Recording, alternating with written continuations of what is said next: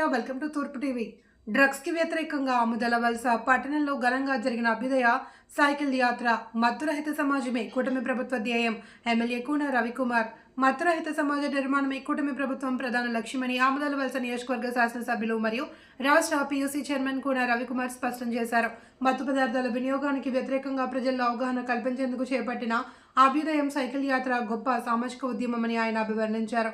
ఆముదల వలస నియోజకవర్గంలో ఆముదల వలస పట్టణంలో నిర్వహించిన అభ్యుదయం సైకిల్ యాత్రలో ఆయన ముఖ్య అతిథిగా పాల్గొని మాట్లాడుతూ యువతను మత్తు పదార్థాల బారిన పడకుండా కాపాడడమే ఈ కార్యక్రమం ప్రధాన ఉద్దేశమని, మత్తు పదార్థాలు వ్యక్తి జీవితాన్నే కాదు కుటుంబం, సమాజం భవిష్యత్తును నాశనం చేస్తాయని హెచ్చరించారు.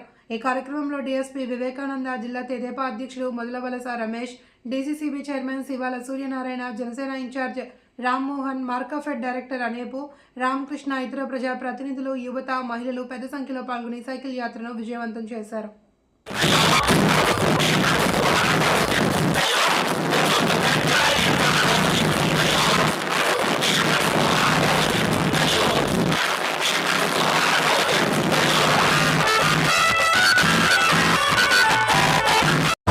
దొంగతనాలు చేసే చిన్ననారం, గంజాయి అమ్మితే చిన్ననారం. మరి జగన్మోహన్ రెడ్డి ఎలాంటి వాడో ఇప్పటికైనా మీకు అర్థమైందా అని చెప్పి రాష్ట్ర ప్రధానికానికి ఈ వేదిక ద్వారా నేను ప్రశ్నిస్తా ఉన్నాను. ఎప్పటికైనా ప్రధాన మేల్కోండి. మన ఆంధ్రప్రదేశ్లో కూడా కొంతమంది గంజాయికి బానిసలైనటువంటి వ్యక్తులు ఉన్నారు. కొన్ని ప్రాంతాన్ని గమనించారు. నాకైతే పూర్తిగా అందులో అవగాహన ఉంది. పోలీస్ శాఖ వారికి కూడా ఎప్పటికప్పుడు అప్రమత్తం చేస్తున్నాం.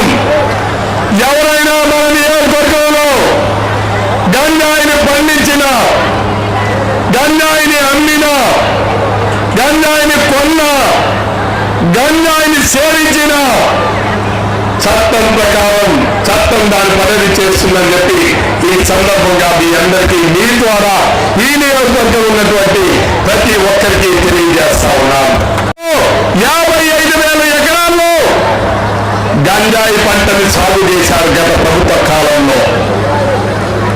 విశాఖపట్నం జిల్లా, మన్యం జిల్లా, అలాగే వైఎస్ఆర్ జిల్లా, అల్లూరు సీతారామరాజు జిల్లా 10-15 మండలాల్లో గంజాయిని విస్తారంగా పండించి కొంతమంది ఆ పార్టీలో ఉన్నటువంటి నాయకులు, కార్యకర్తలు గంజాయిని స్మగ్లింగ్ చేసి కోర్టుకు పడగలెత్తితే వాళ్ళ ధనదాహానికి ఈ రోజు మన బిడ్డలందరూ కూడా బలైపోయాం.